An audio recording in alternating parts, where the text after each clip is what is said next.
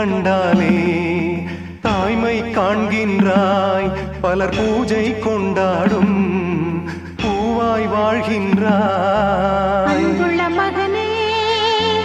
அழுதது போதும் புன்னகை சிந்து